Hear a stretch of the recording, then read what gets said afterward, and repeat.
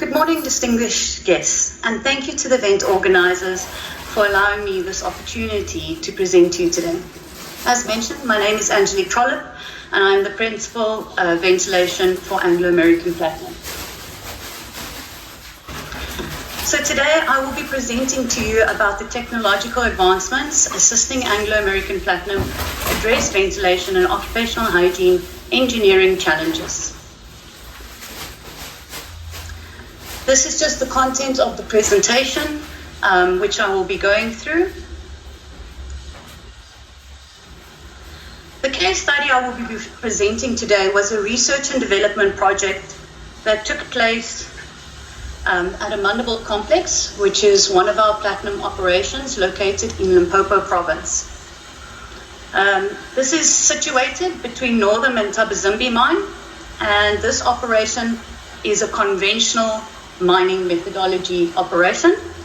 The strike length is approximately 27 kilometers, as well as a dip length of 6 kilometers. We mine from surface to about a depth of 1,200 meters.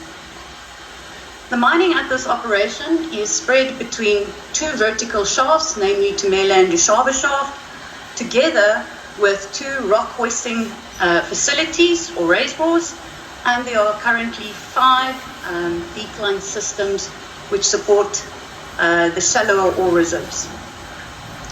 This case study that will be presented obviously fits in nicely with the theme today, but more importantly reflects on the DMRE instruction which was published in September. And this is obviously for the implementation of real-time monitoring devices which will manage health hazards.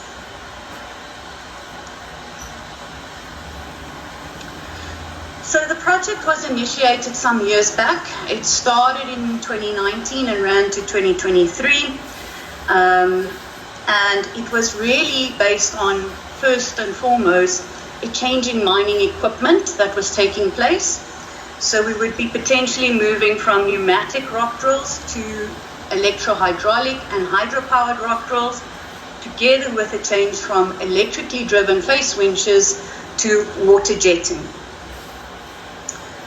With this change, we needed to understand the impact that it would have on our health hazards, such as noise, airborne pollutants, and thermal stress. The project pieced together many different multiple technologies that were available within the industry, and over the years, the learnings have developed to what we will be presenting today. So if we start to look at the problem statement, our VOHE official survey working places on a 30, 45 and 90-day compliance cycle, dependent on the HEC classification of that working place and its health hazard. With the survey frequency, you could potentially have health hazards and environments within the working place that are not satisfactory. These frequencies were brought to the forefront by the COP for thermal stress, which was revised and published in 2022. Between the surveys, we rely on competent A's, our supervisors, our health and safety representatives, together with over-inspection from various technical departments to elevate and ensure that these workplaces are in a healthy state.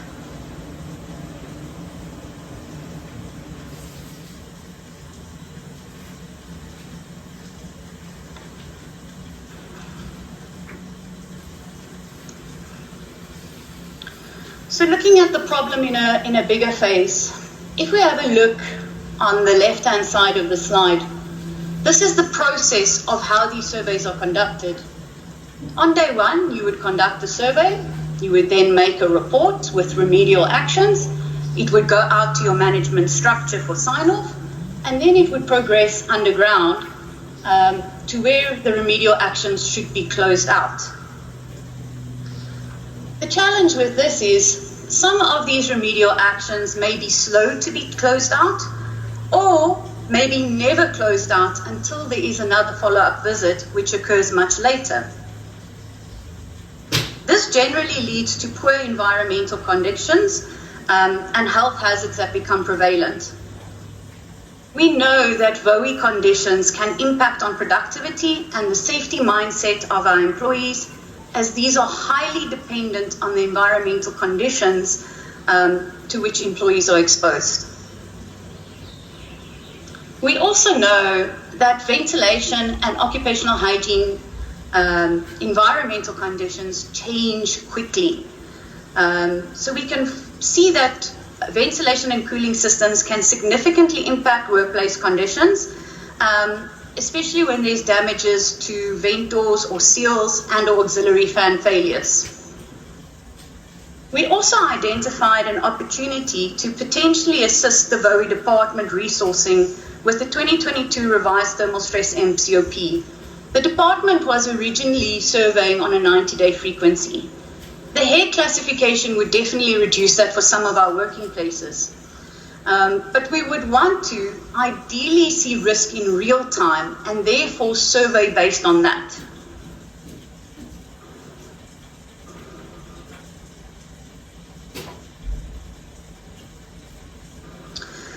So when we looked within our available data, we found that the VOHE department approximately has 5 stoppages per month.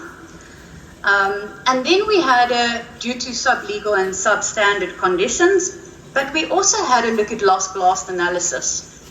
And whilst we had a look at this lost blast analysis, we actually found that our supervisors, health and safety representatives, and employees, due to VOHE conditions, were stopping workplaces approximately 16 times per month.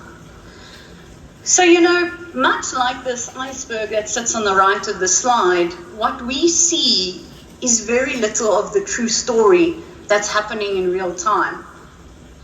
This really gave us the want to understand our health hazards in real time. So I'm just going to move along to the project objectives.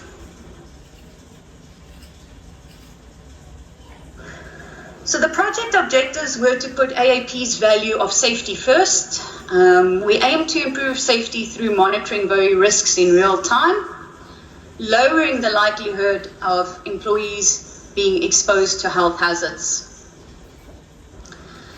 We also aimed at improving physical or reducing physical discomfort, which results in a decline in productivity as well as standards of care and attention. We all know that when you are working in a hot garage on surface, going about your activities becomes rather challenging and your mind is not focused on the job because you become fatigued. Similarly, this happens in our underground environments. We also wanted our employees to take ownership of health hazards. We wanted them to be more aware of the health hazards at any given time to empower them to make the right decisions. Whether that is to correct the environmental condition or remove themselves from the hazard. The project further also aimed at giving back from a revenue perspective. As I mentioned, we did analyze lost blast data, and there's a potential to potentially correct these environmental conditions prior to them becoming health threatening, together leading with the stoppages of those workplaces. We also would have liked to have less regulatory stoppages and also supervisory health and safety representatives and employee stoppages as an overall from health-threatening occurrences. The last objective of this project was to potentially in the long term, and I'm talking about 10 years plus, reduce the core VOHE labor due to measurement of controlled effectiveness being conducted digitally and electronically without human intervention. Intervention would only occur when in real time those health hazards would be above what is required. However, this is counted in another form, and that is that you need to really up your labor in terms of instrumentation technicians, because they are the personnel that will be installing, maintaining, and moving all this instrumentation.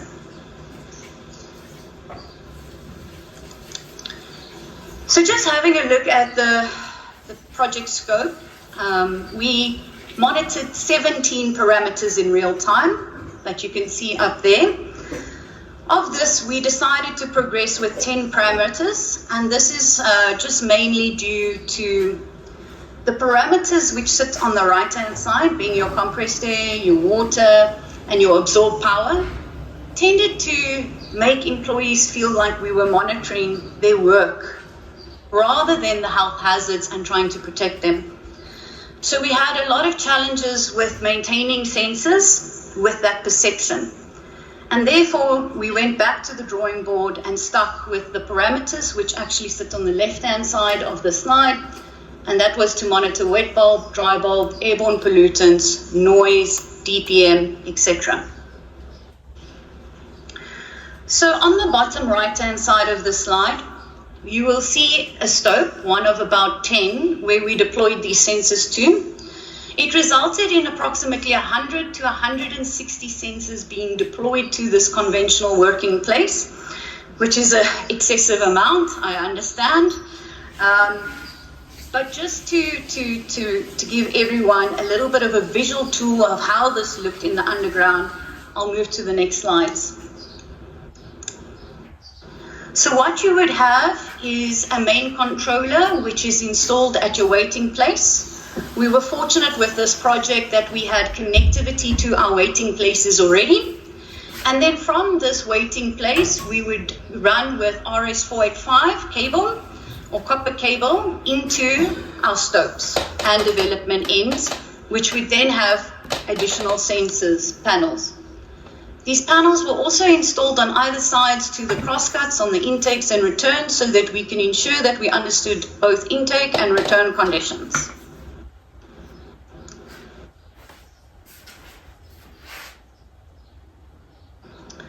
So the panel which actually sits on your working face looks like the one on the left-hand side. And as you can see, it's enclosed within a steel cabinet. This is very important for IP ratings, keeping in mind that our working places or working faces rather is a harsh environment, especially considering blast concussion together with the humidity within these working places. So we knew to get data on the face, we would definitely need to move this panel in and out from the working face. So we installed mono winch from the last or second last pillar holing to the working face, and then this panel could be pulled to the face or returned back before blasting. I just want to give you an idea that when we started this project, this panel was 1.5 meter in length by 0.5 meter, and it has considerably come down in size to about 50 centimeter by 50 centimeter. So that is the power of doing a research and development project.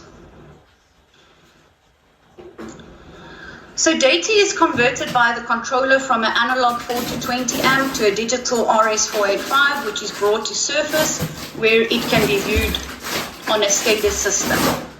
This could be any SCADA software that is depicted to show similar data as what is in the slide. So on the far left-hand side, this is one of the stopes. You would definitely want some hierarchy of being able to identify that working place, whether it starts with shaft, half level, section, etc. Then you would access the sensors, which would have a bar chart, and you could immediately visually see when one of the parameters is not within the standards. From there, you could actually combine and draw a graph of that data and even combine it with other parameters. So in this middle graph, we can actually see that we took the flow rate from a power pack and compared it to the water outlet temperature. Furthermore, you'd want to be able to see items such as auxiliary fans when and if they were running. So that is the view that you can see on the right-hand side. So just looking at the business case for a project like this, we really reflect on two studies that were conducted quite some years ago. And that was Polton in 1917, and that was really work consisting of shoveling fragmented rock into ore cars. The temperature of the near saturated air and air velocity at the workplace were varied, And essentially at 22 degrees, we could see that worker efficiency and performance was at 100%. The results show that work efficiency begins to suffer at an effective temperature of around about 27 degrees and rapidly declines from 30 degrees onwards. So the image on the right-hand side really looks at a study conducted by House. It was a very extensive study conducted with the Chamber of Mines for gold mines in South Africa. And it basically showed that any environment that causes physical discomfort will involve a decline of standards of care and attention. The potential for accidents and loss of production increases. So these statistics speak to a probability or a statistic of about 30% increased likelihood of having safety incidents when temperatures are above 30 degrees Celsius. So a business case further, we told you that we were going to look at revenue. So as mentioned in the previous slide, we analyzed lost blast data. And from that average of 16 lost blasts per month due to VOHE-related conditions, we could determine the category causes of these related lost blast stoppages. That is the pie chart that is sitting on the top of the slide. So a lot of airborne pollutant-related stoppages from gases majority. And then from there, we could actually see that we had 49 stope panels that were not blasted and stopped, and this equates to a revenue loss of approximately 21.7 million, keeping in mind the basket price that's mentioned on the slide. So furthermore, there were 99 development ends that were not blasted, and as a majority, most of these development ends were on waste and therefore cannot really be attributed to a revenue loss. However, it's a delay in generating revenue. Furthermore, it has a huge significance on a mine like Dishaba Mine. Dishaba Mine is exceptionally geologically complex, which results in it needing much higher immediately stopable reserves to ensure that our crews have working areas at any given time. The delay in development blasts would definitely result in a reduced IMS. Okay, so what are the critical success factors for a project of this nature? So for full deployment of this very large scope of work with complex interactions amongst many different stakeholders, it's really pivotal to have effective management of change process. This will assist bring all the stakeholders along the journey to implementation, and it fosters collaboration, which gives a bigger platform for addressing implementation challenges agilely and also at a much faster speed. From the onset, we knew that data management would need to be critically assessed. So you can imagine if you're deploying 100 to 160 sensors within a working phase or stope, there is a huge amount of data generated. This is an abnormally large amount of data compared to anything else that you've done within your operations. This really requires a good handle on how you do this, as well as how you process this data.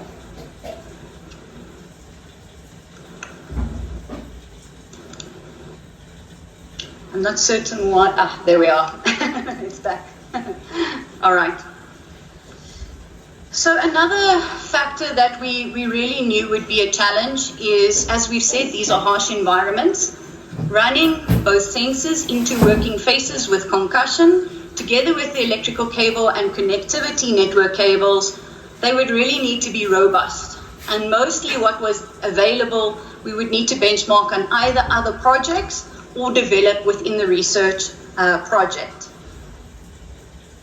The movement of sensors was another factor that was really noted as being a challenge. We would need to convince employees to take the sensory panel from the face to the back area during blasting and then back again onto the face.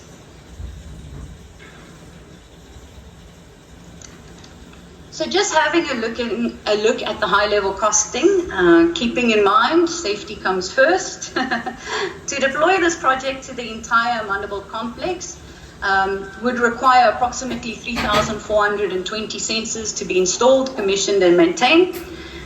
The project would approximately cost 200 million in capital. This does not consider a risk-based approach to deploy the VOHE sensors to monitor health hazards as prescribed by the DMRE. So a project of this nature is really very scalable, dependent on your mine. It must also be kept in mind that 40% of the cost mentioned here is to get the connectivity from the waiting place into the working phase. Some of our operations in the industry do not have connectivity underground, and this would mean that this cost would be significantly higher. And furthermore, you know, if you need to just have a look, there's a lot of technology within the connectivity space. So one really needs to look at the matrices to see how best to deploy it quickly and within reasonable cost. The cost also excludes contingencies, escalation, training, and project owner's cost. You can imagine deploying 3,420 sensors within your working places is no easy task and cannot only be managed by the VOHE department. It would need to be managed by all stakeholders and a proper project owner's team. We must also not underestimate the cost that I mentioned towards training and coaching, and I will allude a little bit more to this in my next slide. It's also important to reflect that Amandelbult has a 27-kilometer strike length. This is a really, really large conventional platinum mine with, you know, similarly only significant health hazards which could be monitored with expansion to other parameters. So we could really take the scope, minimize it, or lay it out in phases dependent on the classification of our health hazards. So what are the lessons learned during this project? It's really important to have stable power. Our power underground is not that stable, and our instrumentation that's available on the market is very sensitive to the power that we give it.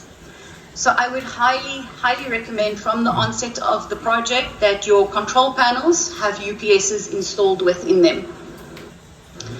Furthermore, as mentioned, stakeholder engagement and collaboration is really important to this project. I'm going to give you a rather serious example of this, but in good nature, you can prevent this with your operations. So we had deployed these sensors to a very problematic stope within the Tumela lower mine. And we did that deliberately because we wanted to change the culture of the employees that were working within the stope. But we were going to have a visit from our CEO, who presented earlier, together with some board directors. So one of the days we came into the office and we found that all the sensors were offline. So we immediately got our instrumentation technicians and deployed them to the site to go and have an investigation on what could have led to them being offline. When this instrumentation technician got to the site, he actually found that all the electrical and connectivity cables had been cut. So they had been decommissioned. And when he engaged with the employees and the crews within the workplace, he was told that engineering had come and removed them as they did not know what it was for and did not want to answer funny questions about the system. So, you know, this is just a serious incident, but really shows the importance of taking all your stakeholders along with you. Mining, engineering, organized labor, your employees, your supervisors, and your health and safety representatives. I've mentioned that intensive coaching is required. So when you start to see your VOHE risk in real time, it's like that iceberg. You are dealing with the bottom of that iceberg. You will be frightened to see how much risk exists. So you really need to have a team that can work with the crews when you deploy it to them to show them how you are trying to improve their environments and that you would be monitoring those environments to protect their health and safety. If you do not do this, you will sit with the system just telling you continuously that you have risk. So do not underestimate the importance of intensive coaching programs in deploying a project like this. Furthermore, one of the really good developments is when you look at sensors on the market, you would generally be aware, like with our fire detection systems, you deploy a sensor that does not have a screen. I would highly recommend that you include a screen with an audible and visual alarm on it. Firstly, not only does that allow for your employees to be aware of the health hazard, but it significantly helps your instrumentation technicians to be able to calibrate, bump test that equipment. Otherwise, they need to walk out those working places or radio to surface, check the bump test is accurate, and then go back in and adjust the sensor. So from the get-go, I would highly recommend that you put screens with it, and then obviously audible and visual alarms. So I think we have mostly spoken about the bottom four learnings. You really need to find a way of moving these panels, managing the data, have an auditable trace of the data within your system. We do manipulate the data to some extent. So for example, you have a velocity sensor that you would want to tell you quantity. So you would tell the system a formula that would convert that data. Ensure that you have somebody that's checking that manipulation of the data. It's very important. And then furthermore, I just want to allude more to where we need to go in the future.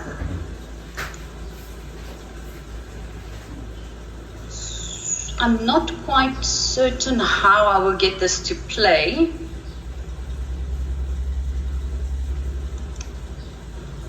Yeah. Because there's only two. Ah, brilliant. Okay. So while this is playing in the background, I've mentioned data management. So we will all know that within our working areas, we currently do short-term planning. And when we do the short-term planning, we would identify VOHE hazards such as temperature, and then classify that workplace either, a 1 risk rating, a 10, dependent on your risk matrix. And eventually, after looking at all your health hazards, get to a cumulative risk rating for that workplace. Like doing that, you really need to do this for your real-time monitoring project. Otherwise, you will have too much data to manage. You will have hundreds and hundreds of bar charts to look at and action and make decisions on. So by creating a digital twin of your underground environment, connecting all your sensors to it, and when that sensor runs within a parameter, it would assign a risk rating to that level of that parameter, and then cumulatively, it will collect all this data and tell you per workplace what your total cumulative risk rating is. This will also allow you to prioritize where your employees need to go to resolve matters. So you could see maybe on a 5x5 matrix, this workplace is sitting at a 23 risk, where this one is sitting at a 10 risk. Let me deploy my resources to that one that is sitting within the 23 to 25 risk category.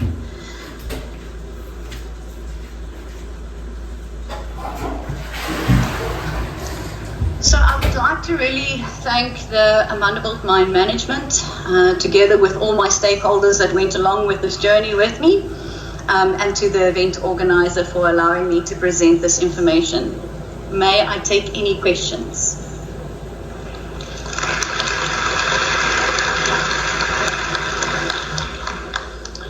Thank you very much, Angelique. Any questions? We'll take 2 questions. Let's be very brief, and immediately after the question and answer session, we'll go on break. There's a question there. Can I have a roving mic and another question on this side? The first gentleman, you can stand so that the camera can see you.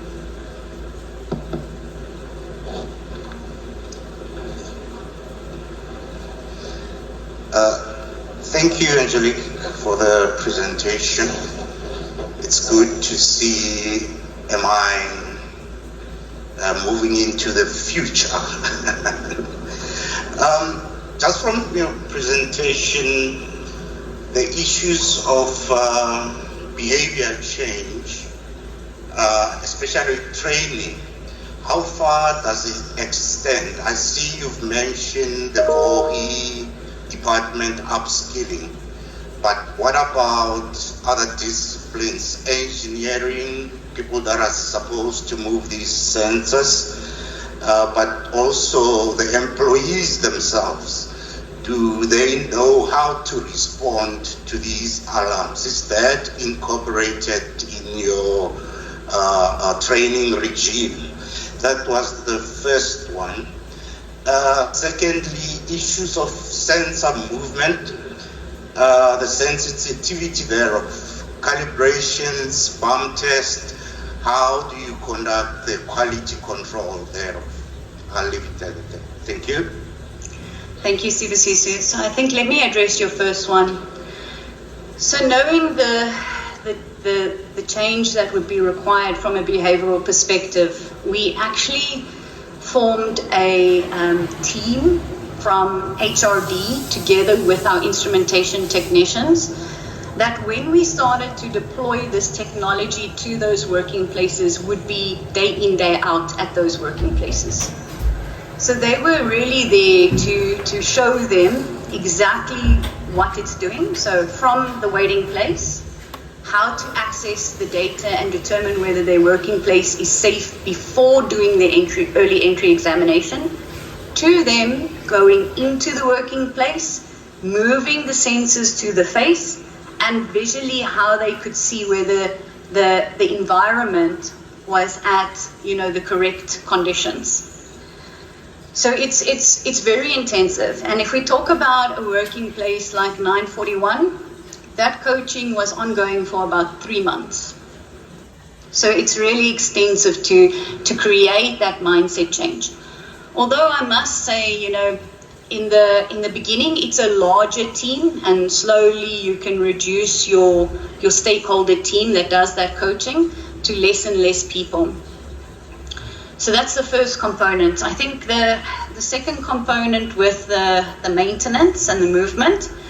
So we've got 2 components of movement. I mean, the first one is you do planning of your workplaces on a month-to-month basis. So you would potentially need to move sensors from one panel to another panel, or from one development phase to another development phase. That is captured from your planning process and then goes into a tracker, which is distributed to your instrumentation technicians for them to action. So it's really important to have a good team of instrumentation technicians that work with you. And at this kind of level of project, we have different sensors that are calibrated and bump tested at different stages. So typically your gas sensors is running on a 3-month interval for calibration, and then your temperature, humidities, flow sensors, those were actually bump tested on a monthly basis. So you really got to get that frequency right, and that's to ensure the accuracy of your data. You don't want drift in data and abnormal alarms. So I hope I've attended to both your portions of the question. Thank you so very much for the question.